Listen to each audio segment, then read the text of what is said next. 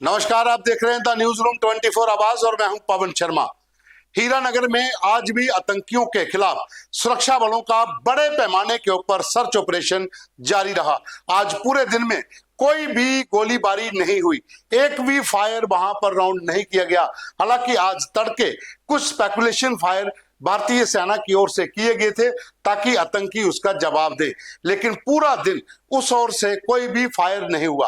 हालांकि कल शाम को जब आतंकियों के साथ मुठभेड़ हुई थी, उससे पहले एक महिला और उसके पति को जब आतंकियों ने अगवा करने की कोशिश की थी, जहां तक कि किडनैप कर लिया गया था, लेकिन महिला के भागने के बाद वो पुरुष भी भाग आया था जो उसका पति था।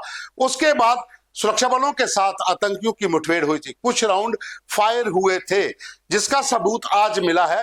पहले ये क्यास लगाए जा रहे थे कि आतंकी शायद वहां पर नहीं है, जहां निकल गए हैं, लेकिन आज जो रिकवरी हुई उसमें सबूत मिले। M4 जो राइफल है यूएस मेड, उसके 2 से 3 राउंड जो खाली खोखे हैं वो मिले, 3 मैगजीन मिली जो M4 राइफल की है, और उसके साथ कुछ खाने का सामान मिला। और जो चपातियां लिफाफों में पैक की गई थी वो जब मिली तो ये साफ हो गया कि ये ताजा घुसपैठ है, क्योंकि जो भी चपाती लेकर आतंकी घुसपैठ करते हैं वो ताजा होती है, यानी कि 24 घंटे के भीतर ही वो इन्फिल्ट्रेशन हुई है। तो कल शाम को अगर 4:30-5 बजे के बीच में मुठभेड़ शुरू हुई है तो जाहिर सी बात है कि कल तड़के ये आतंकी सीमा पार करके यहां पर पहुंचे थे। ये सबूत इस बात के हैं कि जो चपातियां मिली वो बिल्कुल ताजा थी, अभी पूरी तरह से वो सूखी नहीं थी। तो ये दर्शाता है कि सीमा पार से आतंकी 24 घंटे के भीतर ही घुसपैठ करके यहां पर पहुंचे हुए थे।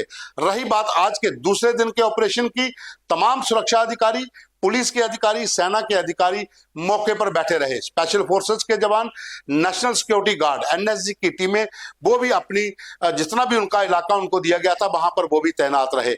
आज पूरा दिन कार्डन को 3 टायर में किया गया था। सबसे आगे जो जम्मू कश्मीर पुलिस और भारतीय सेना की टीमें, उसके पीछे पैरामिलिट्री फोर्सेस, बीएसएफ और उसके साथ एनएसजी के लोग।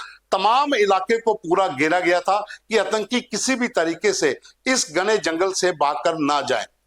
जिला कठुआ के तहसील हीरानगर का सन्याल गांव और उसके साथ ढोलका जंगल, जिसका जो पैरामीटर अगर हम बात करें तो 3 किलोमीटर है।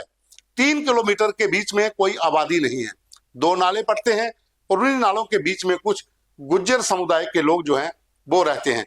वहां से एक परिवार को कल ही रेस्क्यू कर लिया गया था और उसके बाद पूरे इलाकों को कॉर्डन किया गया है। जो बुलेट प्रूफ व्हीकल्स हैं वो जंगल के भीतर रवाना किए गए, ट्रैक्टर्स, ताकि आतंकी अगर फायर भी करें तो पता चल सके। आज आतंकियों की मूवमेंट को ट्रैक किया गया था दोपहर को, और यह दर्शाता है कि आतंकी अभी भी इसी घने जंगल के बीच में है और भारतीय सेना और Jammu Kashmir police final assault की तैयारी में है।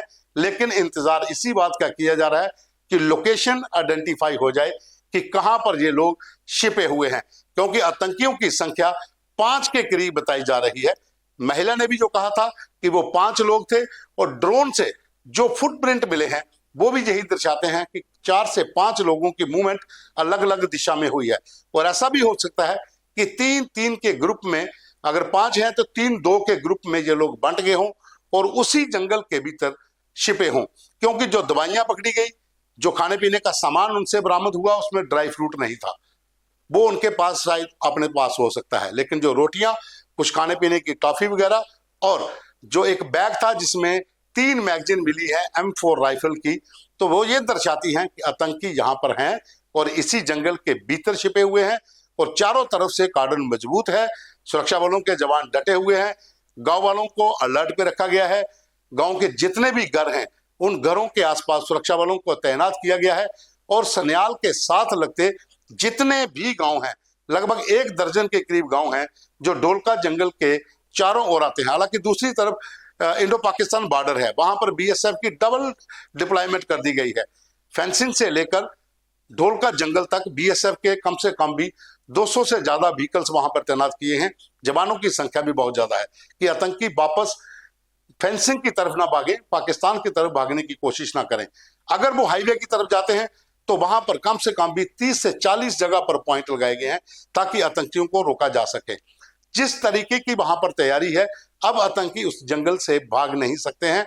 हाँ, वहां पर समय लग सकता है, लेकिन सुरक्षा बलों ने चारों तरफ से कॉर्डन मजबूत किया है और बस लोकेशन आइडेंटिफिकेशन के ऊपर सारा दारोमदार है। अगर लोकेशन आइडेंटिफाई जब हो जाती है तो फाइनल असाल्ट की तैयारी है। सुरक्षा बलों ने अपनी तैयारी पूरी की हुई है। जितने भी तमाम वेपन हैं उसे लेकर टीमें जंगल के भीतर दोपहर से ही घुस चुकी हैं। जहां जहां पर टीमें अभी हैं वहीं पर कॉर्डन को फिट कर दिया गया है। अब जितना भी इलाका जंगल का बचा है, अगर आज रात को भी कोई फायर नहीं होता है तो कल सुबह सूरज की पहली किरण के साथ फिर एक व्यापक पैमाने पर सर्च ऑपरेशन लॉन्च होगा और इसी जंगल के भीतर से इन आतंकियों को अगर वहां पर मिले तो उन्हें वहीं पर मार दिया जाएगा। आज दूसरा दिन है। कल शाम को जहां पर ये मुठभेड़ शुरू हुई थी, और आपको ये भी बता दें कि द न्यूज रूम 24 आवाज ने 3 दिन पहले ये कार्यक्रम करके कहा था कि जम्मू कश्मीर में हाई अलर्ट साउंड किया गया है। पाकिस्तान की सेना, पाकिस्तानी खुफिया एजेंसी अपने लोगों का ध्यान भटकाने के लिए जो हालात पाकिस्तान के भीतर बने हुए हैं वो आतंकियों की घुसपैठ करवा सकती है और जम्मू कश्मीर के भीतर कोई बड़ा हमला प्लान हो सकता है। और सुरक्षा एजेंसियों का यह भी मानना है कि अगर ये 5 लोग वहां पर हैं जिनके पास M4 राइफल्स की मैगजीन मिली है, खाने पीने का सामान या दूसरा सामान जो उनके पास देखा गया है, वो भी किसी एक बड़े हमला करने की फिराक में आए थे। फिलहाल कॉर्डन मजबूत है। इंतजार है कि कब लोकेशन आइडेंटिफाई होती है और उसके बाद फाइनल असॉल्ट होगा और जितने भी आतंकी वहां पर हैं उनको बहुत जल्द सुरक्षा बलों के जवान मार गिराएंगे। अभी के लिए बस इतना ही। कोई और अपडेट आती है उसे लेकर फिर हाजिर होंगे। धन्यवाद।